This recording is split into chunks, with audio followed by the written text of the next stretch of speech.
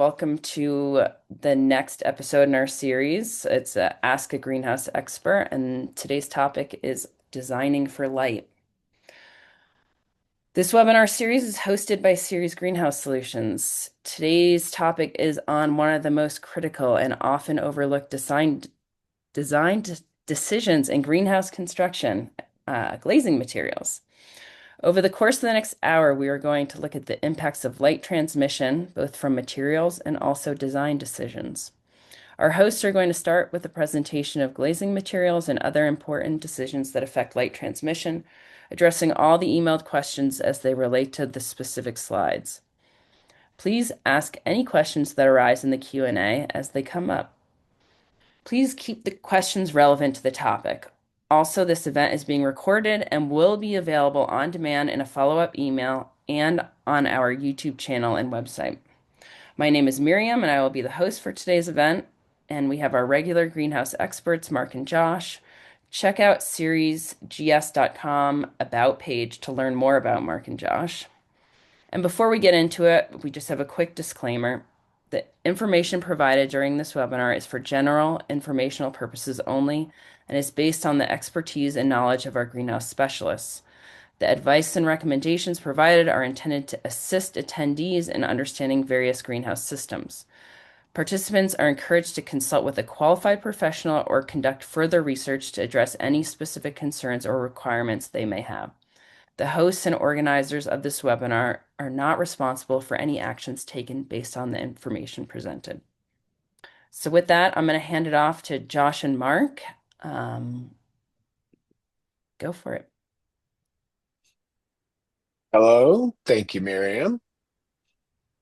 Thank you. Hi, Mark. Mark is currently in Idaho. I'm in Colorado. We like being together, but not this time. It really doesn't affect the presentation other than the general vibe of us being in the same room, which is always fun. So yeah, today we are going to talk about light, kind of, which is, I think, the goal of the total goal of greenhouses is light and free light, using free light. So I will start by sharing the presentation, which we're seeing. Yes. Yes, we are. Okay, great. At least some And of I us are. think a cool way to start this is that we generated an AI. AI is pretty hot right now, so we might as well just use it. But we generated an image, and this is the image that AI comes up with. And I think, I'm an optimist. Mark, you're kind of an optimist. Yep. It appears that AI, at least in this instance, is the ultimate optimist because this is the dream of what we think of when we are thinking about a greenhouse and what it can do. And this is just there's some structure and there's a lot of, in this case, glass or glazing as we'd call it, and the plants are just loving every minute of it. But the reality is, this is not what happens in a greenhouse. And this structure, while on this perfect spring day might be working just right, mostly doesn't work. And so I think we're here to talk about the realities of what works, what doesn't work, and what actually happens in a greenhouse when designed appropriately and with all the systems required to grow plants throughout an entire year. So And with I mean, that, and at the oh yeah. beginning, we could just say that later on, we will talk about some new things that nobody has ever heard about. So this is going to be, it's worth waiting for a little while and listen to us talk about all the things that can go right and wrong in the design. And so we want to say, hey, at the end, we'll have something really exciting. At least I get super excited when talking about things that are completely new in the industry. Okay. So Just before we get in, I just want to interrupt just for a second and say if you have any questions, just a reminder, please put it in the Q&A. We're not going to be unmuting just in order to streamline the presentation. Thank you. and um,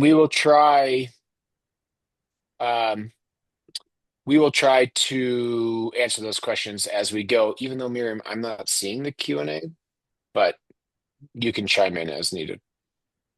Um, Today's topic will be glazing options. I mean, first we're going to talk about how we let light into the buildings. We're going to talk about UV because this is it's been kind of a hot topic, but it's a really important topic, and glazing choice matters. Um, Diffuse versus clear, which is a pretty standard conversation, but still worthwhile to talk about. Um, then the big ones are going to be design considerations. So this is, I like to call it stuff in the greenhouse. This is the things that really make the greenhouse work, but they also get in the way of the light. And so there's good ways and bad ways to go about that. And then the last bit that Mark's all excited about is new film technology. We've been working hard on all kinds of new film technologies. Mark's a chemical engineer, so this kind of lands close to home, but glazings can do all kinds of cool stuff, and we're trying to figure out what they can do and when it makes sense to deploy them in a greenhouse. So I think we'll just start out with the greenhouse glazing 101. Um, we have the left side, non-UV transmissive glazings. I mean, Mark, these are plastic Plastics. Yeah. and Polyfilm is polyethylene. You can have that in single and double layers if you like. When you want a little bit more insulation, those are the things that you see in hoop houses everywhere around the world, not just in the US. In any climate, they're usually more used for season extensions. So because they're super cheap, they also get funding from the government, NRCS. grant Yeah. for that. So, they are very prolific. Um, Fancier greenhouses have polycarbonate on them, or even acrylic. We don't even talk about that right now, but those are basically solid plastic sheets that come in double layers and triple layers. So those are more energy efficient. They are more sturdy, and that is for a fancier greenhouse that than the hoop houses. That's the next step up. And Then and let's the reason that the left column is non-UV transmissive is because UV light degrades those glazings. yep, And so they have a UV block uh, in them, on them. on the surface, and that UV block helps the material last longer. A polyfilm generally, I mean, it depends a little where you are, but I seldomly lasts more than 4 years. Um, a polycarbonate yellows roughly 1 to 2% per year. And after a year, you won't see it. But let's say in 10 years, you lost quite a bit of light. And then usually 15 years, you want to replace it. Okay. And then we have the column on, and we'll talk about UV, why it's important or not. Um, and then on the right side, we have UV transmissive glazings. And as you can see, glass is sometimes UV transmissive. And then we use a lot of ETFE, which is UV transmissive.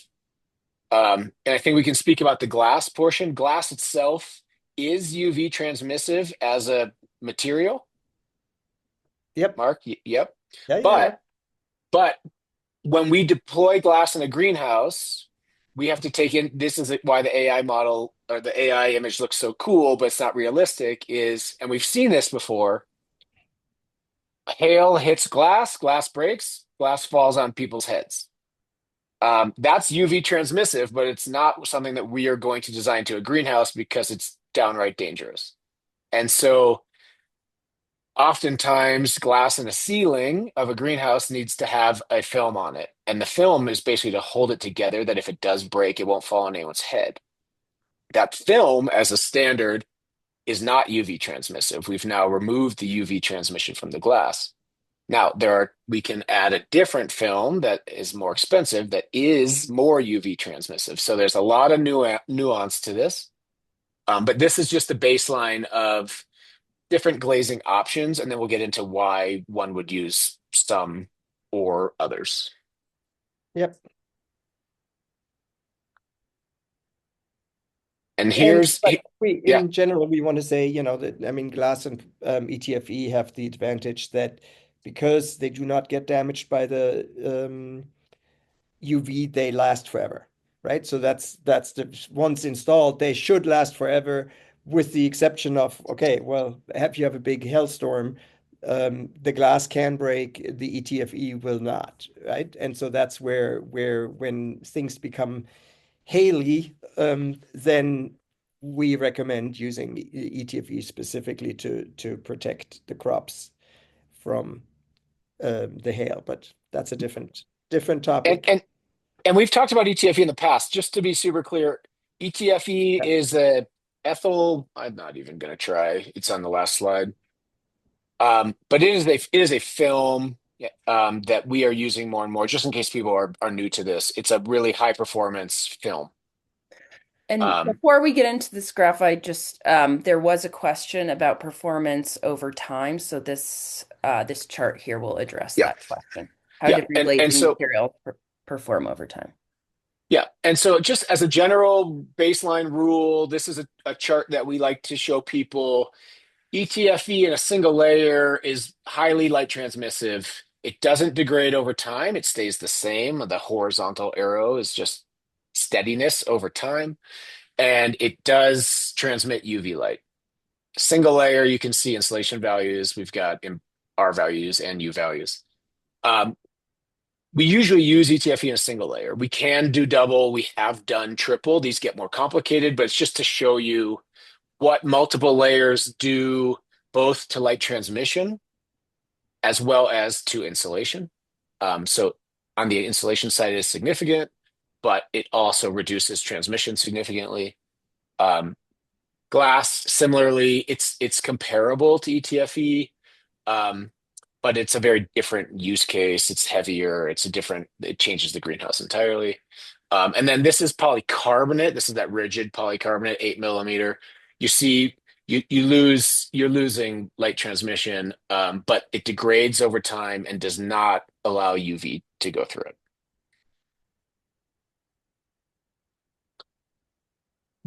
This is a wordy one, but worthwhile is why UV is potentially beneficial. And we are not greenhouse farmers. We spend a lot of time in greenhouses. We get to hear anecdotally what our clients are saying. Um, but this is just like what the research says about UV light transmission and what we've seen in a lot of greenhouses lately in the past 5 years with greenhouses that don't have UV transmissive glazings is that they're adding UV light, specifically LED UV lights, into greenhouses to gain more UV transmission. So what UV does is it's a natural stressor on the plant, but in a beneficial way. So it's the plants are more compact, they're not as leggy, so they're more stout, they're sturdier, thicker leaves, stronger stems. Um, they also tend to be, again, anecdotally, tastier, potentially more nutritional, have better color. You can get like reds and purples and things come out better. For us, what we can just see with our eye, we can't see nutrition with our eyes, but what we can see, we did one particular greenhouse where we swapped polycarbonate for ETFE. It was a reglaze project.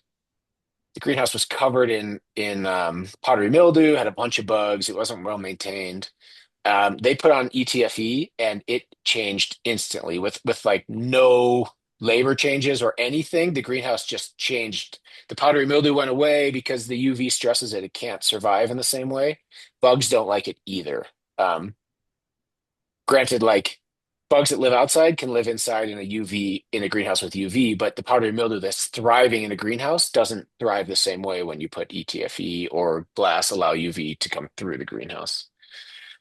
Um, And it says improve hardiness. So for people who are growing starts or smaller plants in a greenhouse that has UV transmission, you don't need to harden them off in the same way that you would normally because they're getting UV their whole life. So they're easier to transplant outside. So those are just some benefits of UV transmission in a greenhouse.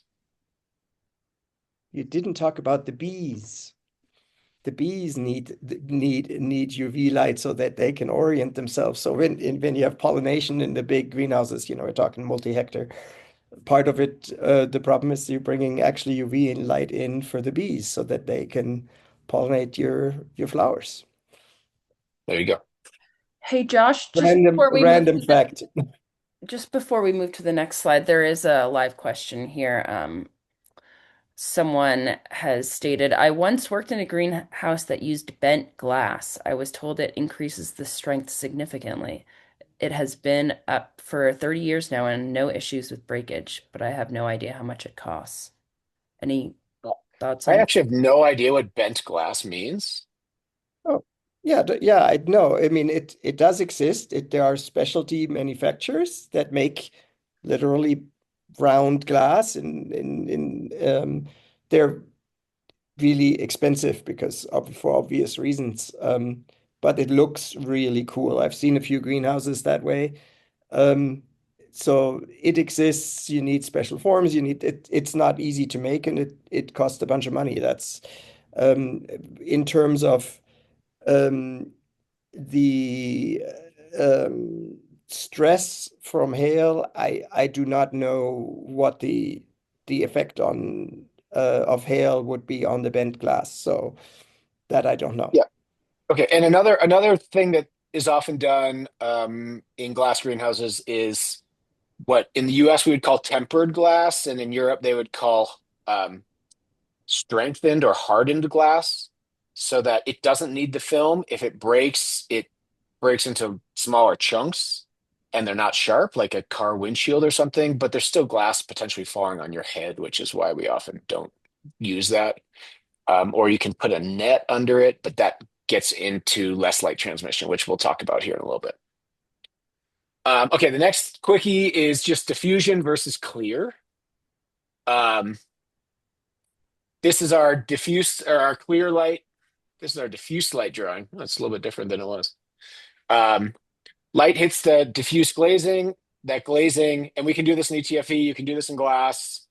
Polycarbonate kind of does it just because of how it's designed. Um, Well, you Polyfilm can can be, buy diffuse polycarbonate. yep, and then even the polyfilms can be clear or diffuse. Yep.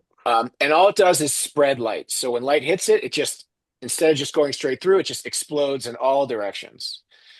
And for some plants, this is a funny image because tomatoes might prefer the direct light, and some don't. Like some lower light plants might prefer diffuse light. It's really crop specific, but more importantly is what we're showing in this image, that in a greenhouse, the right side is clear glazing, and you can see all the shadows.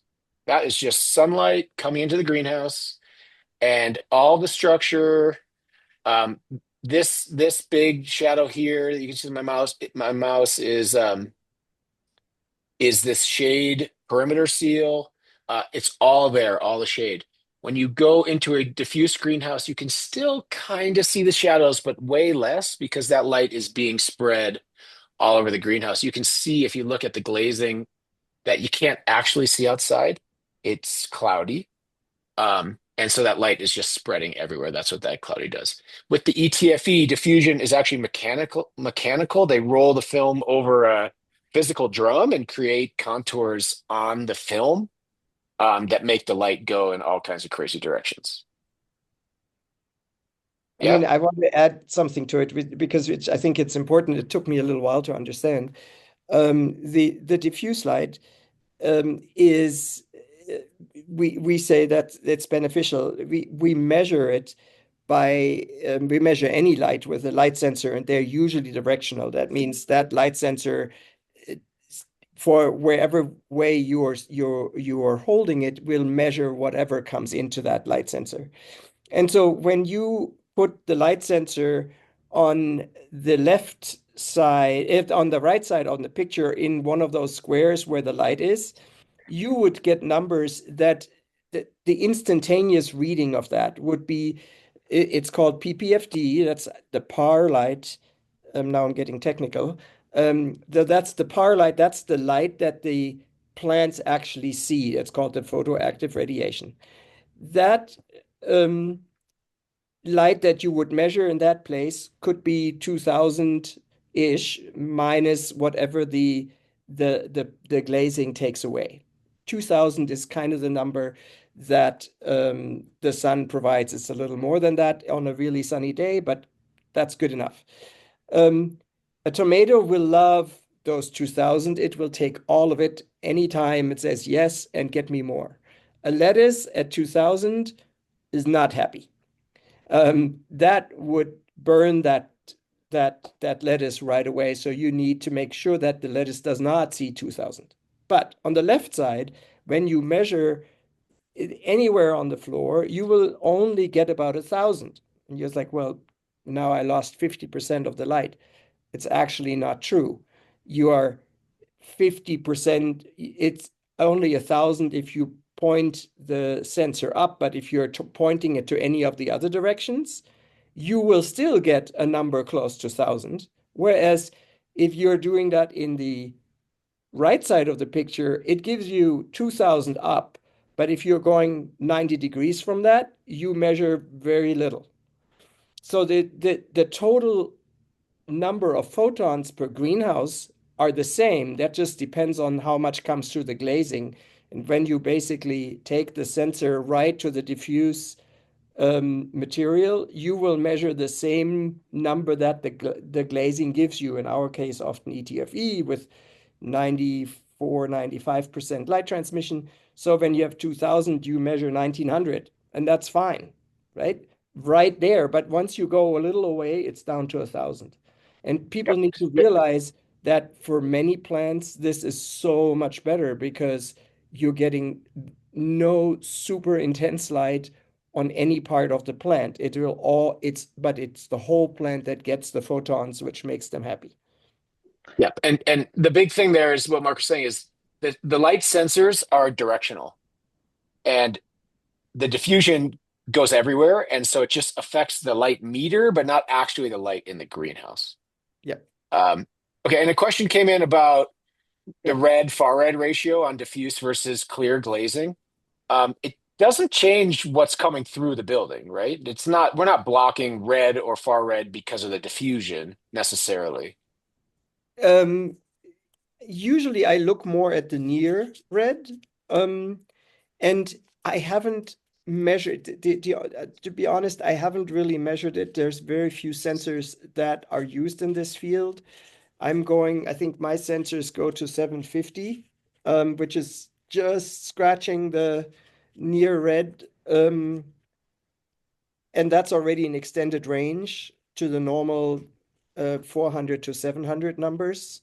Now, that's most people don't need to know that. It's just the PAR range that we talked about is from 400 to 700. When you go to 750, you are in the near red. The glazing material does change certain bands later on. And we will talk a little bit about that in the new material section. But there are changes to the different materials in the red range. How much they affect the plants, there's very little. I mean, there's university research in practicality. These sensors are expensive and people don't have them. Like the reason that I don't have it either. So we are usually looking at the power range. So can't quite give him the person the right answer here. But I am looking at it. Okay. So the next thing that we want to discuss, and this is like some of the meat of this conversation, is in the end, how much does the glazing actually matter? Because there's a reality to this. Hey Josh, Um, before we jump into the design yeah, decisions, we just have another question about the glazing before we transition. yeah, So, yeah, does glazing affect heating and cooling inside the greenhouse? Ooh, yeah. yes. So I can take. And the answer is yes, very much. Yeah. So, that's the two things. So most people think, oh, I want a greenhouse to keep my plants warm in the winter, at least in the US in most places, right? Especially on the northern states. But that's true in Europe. That's true in most places. So but the reality is that it's actually not you. Yes, you have a building and you can heat that. It doesn't actually take all that much energy, but the problem that everybody is facing that in the summer it gets too hot, and there your glazing makes a huge difference, right? And yes, more light transmission, and now we're getting into this infrared range, red and infrared range, which is the warming part of the light. And just to give you an idea, the amount of energy on the surface of the Earth between 400 and 700 nanometers is roughly, that's the par light, is roughly 40%. I hope I'm saying that right. From 700 to about 1900 is another 40%. Then there is a little to the UV and little to the red range.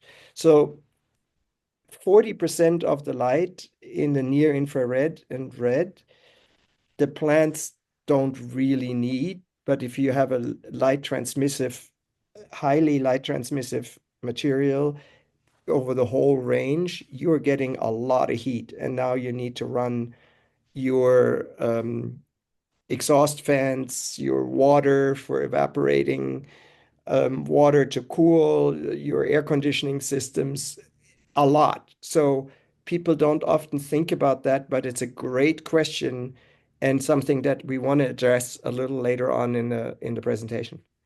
And even without like thinking about wavelength or necessarily double pane or double layer glazings with less light transmission are inherently cooler, right? If less is coming through, then less is coming through, and that includes light, that includes heat. Um, I was just in northern Italy, and one of the greenhouse I was in was using triple pane glass. And I was curious why, and the answer was it's so hot there in the summer, which is not the way we normally think. You think, oh, it's going to be really insulated, barely needs heat. It's trying to keep it cool. Um, in that same regard, I said earlier, we're trying to use single layer ETFE most often, and that's just a practicality and install, maintenance, things like that.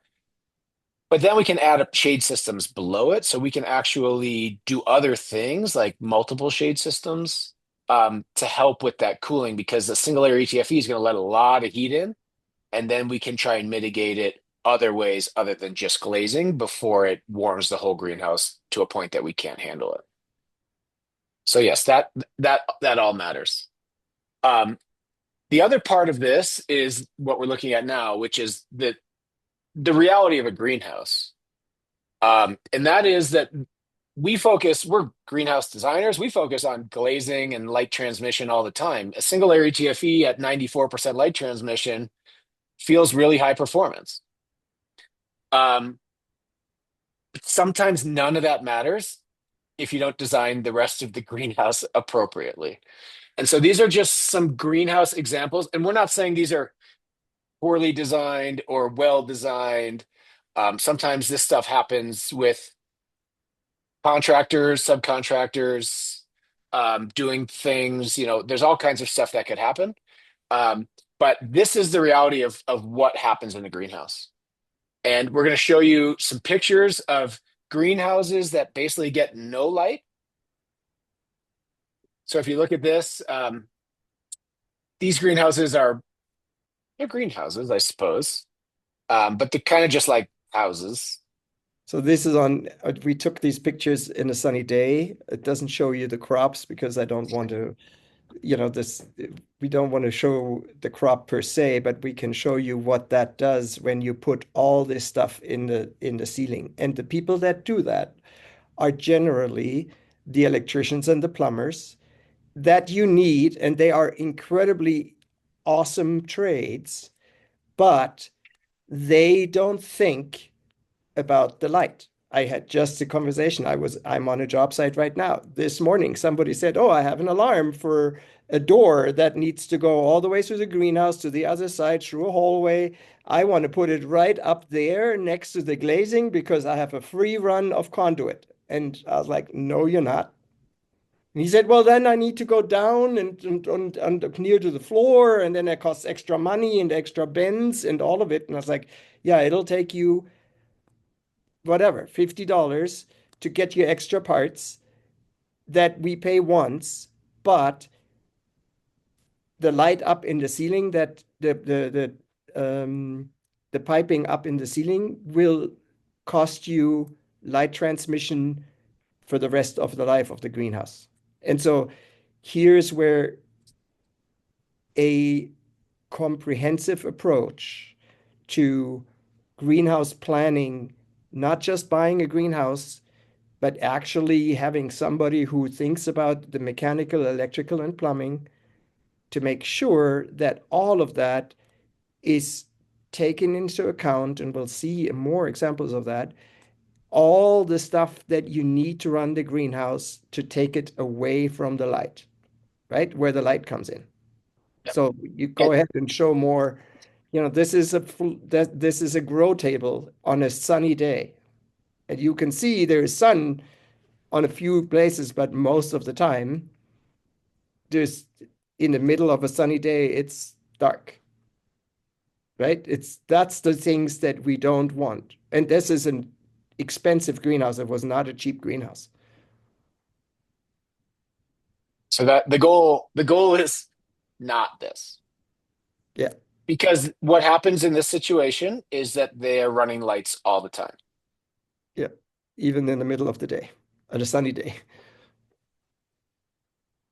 And so here's another image, but this is just the lights aren't really have the form function that we want for a greenhouse. Everything up there creates shade. And it's a relatively sunny day out, and all the lights are on regardless because the lights are blocking the light. So then you have to turn on the lights. And that's a reality that we see a lot in existing projects and in a lot of greenhouse design. So then the question is like, how does that translate? Like what's actually happening in those greenhouses with all the stuff? This is we are currently working on a site where we're building greenhouses, new ones, but there are existing greenhouses in place as well, polycarbonate, and we're building ETFE greenhouses. We also are very mindful of letting light into buildings. Um, and we have more information on this, but so this is a combination of in this particular greenhouse, this is traditional design plus polycarbonate, 500 ppfd. This is instantaneous light readings, photosynthetic photon flux density. It's just like what's available immediately in that one spot. And again, directional light meter, we're pointing this upward. And then this is, a minute later outside trying to get basically the same reading without the glazing and the stuff. You can see that we're at whatever it is. Maybe we're at 40% or something of light is actually getting to the floor. I'm not going to do that math that quick. Maybe it's even less than 40%. But this is a real world example of what happens when we start to take all this stuff into account. Hey, And Josh, then, yeah, just to interrupt, someone asked, what differences in cleaning and dust adhesion have you seen in different glazings? And how much of a yeah, difference does this make operationally? I'll let Marc talk to that. I have my kids as being interns in the summer when they don't have anything else to do. I will make them work for me. So I send them off to go clean greenhouse roofs and measure before cleaning and after cleaning. Um, uh, and often they measure polycarbonate just because a lot of greenhouses are made with polycarbonate, especially in the Colorado area, because of the very high winds, and that's traditionally what's done. The difference between before and after cleaning, obviously it depends on when was the last rain and all of that, right?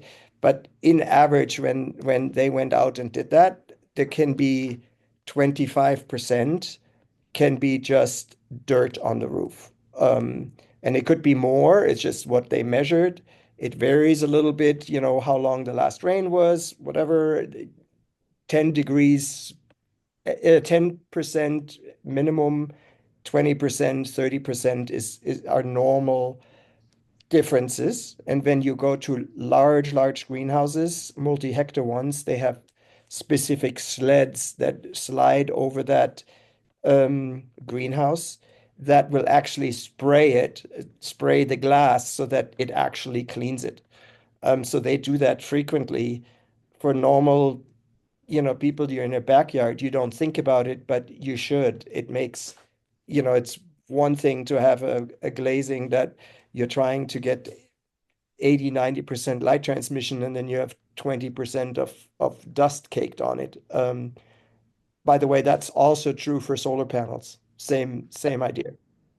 Yeah, and I think it's important to keep in mind what's happening in the site around the greenhouses. So I think what we've seen in the past is during construction or once your greenhouse is complete, but the site work's not done yet, Oh yeah. it might be necessary to clean glazing or insect netting or whatever like weekly if it's a dusty site. We see on some farm fields, like in the winter, if it's windy and there's no plants, that dust is moving or the soil is being blown away. Um, the standard operating procedure might be to wash it much more often. If you're in a more established site where there's grass all around it and there's not a lot of dust or dirt flying around, you might be able to do it less often, but it's definitely something to keep in mind. And keep in mind, the dust is not only on the outside, the dust is also on the inside, right? So you have fans running, you bring the outside air in, that same dust settles on the inside, and you want to just spray down your greenhouse once in a while. Okay. We also have Um, another question. I, Uh, I what see, I would see, I see the question, but I think the next we'll get to this about what's an acceptable PPFD reduction. We'll get there in a second. We're going to talk about like what a greenhouse could do. And Great. I think it's a little bit surprising what like so Marc's on site right now, and we have these comparable greenhouses. This is their existing polycarbonate structures. This is not at the same time of the day, but this is the Ceres ETFE building. And this is this our Ceres ETFE building, a little bit sideways, but that's kind of how Marc takes photos. Um, from the inside with the diffusion. And Marc, you want to talk through a little bit of what happened? Yeah, so I just measured the outside DLI of 20. That's the daily light integral. So if you're taking all the PPFD readings that we talked about, which are up to 2000, right? And you summarize that over a day, you get to a DLI number. The DLI number, just to give you an idea, is usually, vegetables are somewhere in the range. They would love in the day, whatever, no, like lettuces, leafy greens are somewhere in the 15 range. And then it goes to the tomatoes that want 40 or something, just to give you an idea where we are ranging. So 15 to 40 are numbers. This wasn't in a full day. I just did it yesterday. So the outside was 23.5. That was the DLI for whatever the hours that I did the test. And I did it in hours at 13.2, and the one that's on the right had 8.8. It was a sunny day. It wasn't the whole day. It was just to give you an idea that there's quite a lot of difference in the the case. As you can see, my little sensors down there, the shade system was actually partially drawn. So it just that's how the client wanted it, and so I couldn't just do whatever I wanted. It just means that in this case, the outside light, almost 60% of that came in, even though the actual material lets 90, I think in this case it's a little thicker, so it's in the 92%, 93% in. Um, and the comparable had only about 37%. So that means that the difference between the two greenhouses at this point, and again, we have the shade cloth partially drawn, was 50%, which is humongous in terms of difference, right? Yep. And And so and and again, I want to reiterate because I like unfortunately when it's not our greenhouse, the experiments aren't always ideal. But this is you can see here that this glazing bar is halfway between each truss bay, and the shade system is over 50% closed for all of the series this greenhouse readings. So even with shade cloth 60% closed, that series greenhouse is performing 50% better than the existing greenhouse. that was kind of cool. I mean, it I would think that mechanical equipment will take things out. This is most of the mechanical equipment already in. You see some of the lights already up. Some reduction is good, but I have measured now greenhouses all over the world with these devices, and 50% is a pretty that's a pretty good greenhouse if it lets 50% of the light in. Yeah. It's funny that Oh, no greenhouse company you ever talk with will tell you, oh, our greenhouse will let 70% of the light in or only 20. Nobody talks about it. You talk about the horsepowers or kilowatts of your car, but a greenhouse you buy for the light and nobody talks about it. And so I'm going to hopefully change that a little bit to make people talk about it because it's such an important thing and it significantly alters your yield projections. And I think we're talking about it, but in the general world of multi-hectare greenhouses, there is a saying 1% more light is 1% more yield. Um, that's a big difference. And actually that 1% or 2% can make 20, 30, 40% difference in profit because you don't have to do anything for that percent. You just need to, you have the same fertilizer, you have the same labor cost, you have everything the same. You just have a higher yield. So yield is super important. That's it. Josh, are you frozen? Josh is sitting in a town where they have currently over 100-mile-per-hour wind. It is crazy. And he was worried that he could. Up there it Now is. he is that the electricity would go out, but we're good. it happened. I'm assuming I'm not sharing, or am I sharing? No, you're sharing. You're still by Okay. on the job site photo. Um, okay. Yeah. Sorry. Um, whoop, sorry. Let's see what needs to happen here. Resume share. Am I sharing now? Hmm. Still the same Okay. slide. I can't totally see it. So let me find it. Sorry about that. Um, the other thing I wanted to mention there was again, the good design is free light. Yeah, like that is just you're not, Mark said it, but you're not paying for it. That is, you're getting more yield, potentially, healthier plants, and that's a design cost. It's not actually an operational cost. It reduces your operational cost. So it's like a win-win. And University of Ohio CEA school says that if you're getting over 50% light transmission at your plants, it's a really good greenhouse. And Yeah. in this graph, we're over 50 with the shade mostly drawn. And so, my hope is that maybe it's 60 or even a little bit higher, 60 something. Um, and I think that's a big win for growers. Okay, sorry, I'm still trying to find. I think while you're trying to find that, I think there was a Yeah, question here we about go. is there too much light? Is that a thing? Yep.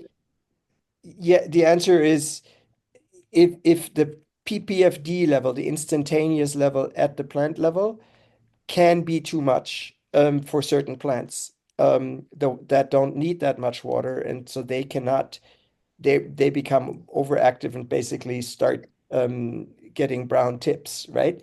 So there is a thing that you need to watch depending on the plants you're growing. There is too much light, but in most cases, that's not the case. I also want to stress that when you have a bunch of things that are inside your greenhouse that prevent the light to get to the plants, the heat will get into the greenhouse just the same, right? Once it is past your glazing material, the heat is in. So you're not getting the benefit of the extra light, but you're getting the negative effect of having all that heat. And so you don't want to go there, right? That is the worst of all cases. You're getting all the heat but no light is not what you want. Okay. This is just a quick, this doesn't show everything, but we use this actually in a past webinar, but you're at 100%, which Marc was talking about, around 2000 ppfd, micromoles per meter squared per second, instantaneous light levels. Your glazing with the triple wall poly reduces your light. Now you're at 76%. You have a shade cloth, you add all the stuff, and you see that you end up pretty low. We're not even talking about the frame or anything else of the building. And so it really can add up pretty quickly what's hitting the ground or hitting the benches or wherever your plants are. This is a really interesting thing. We'll kind of just discuss it really briefly, but and I'll show you in light layouts here, when we lay out a greenhouse, we're really focused on things moving, are things east-west structure or conduit or anything like that, or are they north-south? North-south structure in a greenhouse, that shadow moves throughout the day. And so nothing is sitting in a permanent shadow. So something, again, let's just assume you're using clear glazing here and there's more shadows. Part of a bench might be in the shadow at 10 a.m., but at 10:45, it's not in the shadow anymore. But with things that are east-west in a greenhouse, structure or conduit or anything else, we'll show you some pictures. Those are permanent shadows and they're based on seasonality, really. So for weeks at a time, they're going to be sitting in shade. Because the sun angle is moving with the seasons as opposed to with the day. And so we're really focused on trying to make everything north-south in the greenhouse as much as we can. And anything that needs to run east-west, we do it on the north side, which for us is the back of the greenhouse where it's not affecting light levels on the plants. These are some examples of we'll call these well done, and then we'll show you some less well done. In a Ceres greenhouse, we have a north-facing steeper roof that's insulated. This is already creating shade. And so we encourage all of our conduit runs. This one actually was kind of unique, and it had a pellet stove that was ducted to blow heat. And this is the only place it could fit. But we try and push everything as far north as we can to not get in the way of light to the plants. Here's another greenhouse that's pretty well done, where we have all the east-west stuff pushed to the north. We would really like to see this pushed farther to the north, but it's Or pretty well down. done. And then you can see over here on the right side, the east-west stuff is really not there as much. It's really forced to the north. And you'll see here that our lights, also we orient north-south, usually with the trusses, so that they are not adding additional shade in a greenhouse. These are some similar photos of where you can see mechanical stuff is pushed to the north. And we try, it's easier with this one in the light, to keep anything that's in the glazing zone or in the plant light zone in a north-south orientation, and ideally under a truss so that we can stack shading so that we don't create more shading. This is the stuff that is all design. It doesn't really cost anything, but it makes a huge difference. Okay, now we have a little bit of time left. Before Yeah. we jump into film technology, there was a question just about glazings again. How do different greenhouse coverings and their transmission rates reduce with age? Yeah, I So mean, that goes we back to saw that. that in that graph, but we didn't really Yeah. get into it. Yeah. Glass is like a long-term glazing, material. It works well over time. ETFE works really well over time, doesn't really degrade. The plastics degrade. So a polyfilm, a polyethylene, it degrades to the point that it needs to be replaced every 2 to 5 years, no matter what. It's just going to start falling apart. So that one tells you pretty easily it needs to be replaced. Polycarbonate's yellow, and light transmission is reduced significantly over time. I mean, Mark, I don't know if you have like numbers to put to that, but Yeah, after 10 years of I said polycarbonate, earlier, it's about yeah, 1 to 2%, depending on where you are per year, that you're losing light transmission. And we have plenty of pictures of greenhouses that where the polycarbonate just turned really yellow compared to new. And at that point, when it turns yellow, the slightest hail will just penetrate it, and at some point it will just fall through. yeah. So, seldomly does a polycarbonate last 15 years. And so it needs to be replaced.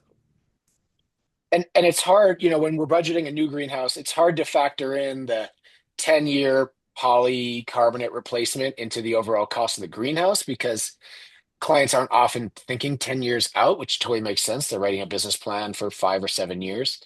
But if you spend a little bit more in the beginning on ETFE, like we would probably try to convince someone to do, it's a potential money saver over time when you think about additional light levels and reduction in glazing replacement. Okay, so we don't have a ton of time, but these are pretty fun. We're working with, again, Mark's a chemical engineer. He likes this stuff. And there's a lot of cool things happening with glazing. So Yeah, we let's talk can about we that can go. shortly. And so these are things that we're working on that are not yet commercial. So you can't buy these yet, but we are installing them at people to try and see how well they work. There's 4 different technologies.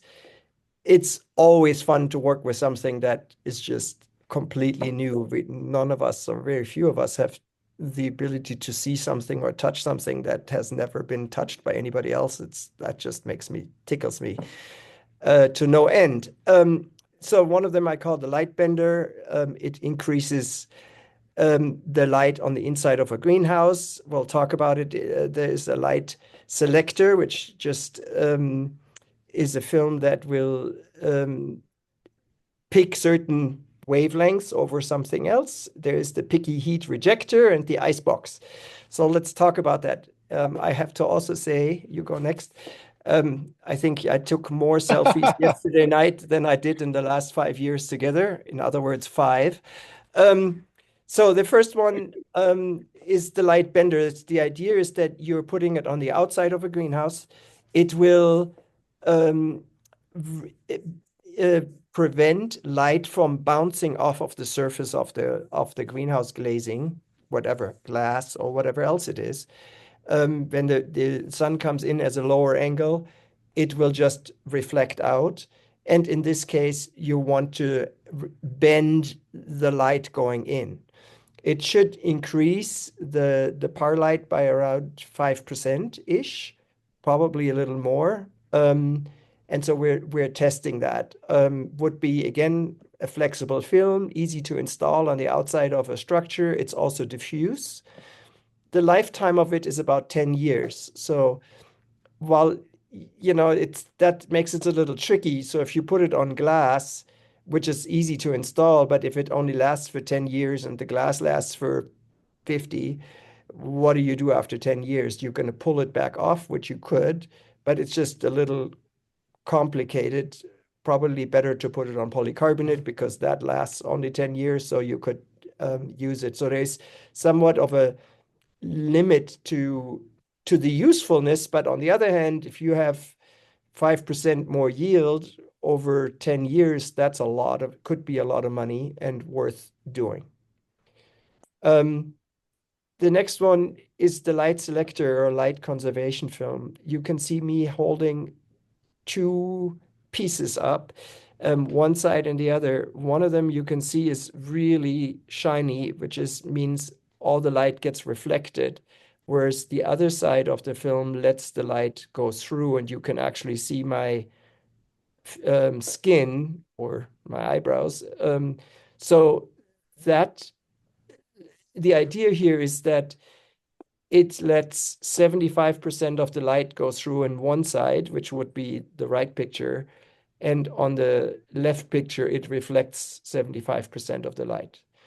Where would that be useful? Well, if you think of a greenhouse that you have to run artificial lights a lot, you want to keep, you want to have the light come in during the day, but at nighttime, when you run your lights, you don't want the light to go out. And so you rather have to keep it in. And so where this film is helpful is to help conserve the light that you're artificially making while still having a greenhouse. And that's for some people that run lights a lot. This may be a very good film also to reduce the annoyance to the neighbors. Um, Again, 10-year lifetime. Um, we're playing around with it. So this is something that is also of course you can combine with other films or other materials. Next one, I'm excited, the picky heat reflector. So somebody asked about the IR, and so this film is, as you can see, completely clear. Um, it reflects just the IR range, the near IR range, in both directions. Um, so it doesn't change power light. It's flexible, and we are trying to install that in several pieces. I'm really, really excited about this film. I have tested it. It does two things, of course. It does reduce the temperature in the greenhouse um, in the daytime when it is sunny, but it also keeps the heat in at night because whatever radiates off the ground, it will then keep that heat inside. Um, an interesting application. We're trying to figure out the best way to install it, etc. Um, super, super excited about this, and we're making a lot of tests. When I say picky, it's because it chooses which light spectrum it reflects versus which ones it lets go past. Okay, Mark, you give one more minute. Okay, that's the last one. The icebox. A white film completely, you can't look through at all. It reflects most and by far of all the radiation coming in, roughly 93%, which means, and the Earth at the same time is radiating that heat at about 10% of the incoming radiation off. So in other words, anything underneath gets cooler. There's a lot of applications on the ground. It cannot be on it could be on a glazing, but it doesn't make sense because no light goes through. So it is a way to cool your greenhouse um, from the floor side. And so we're experimenting with that as well. Um, and we'll update you as we learn more. Okay, well, that's it.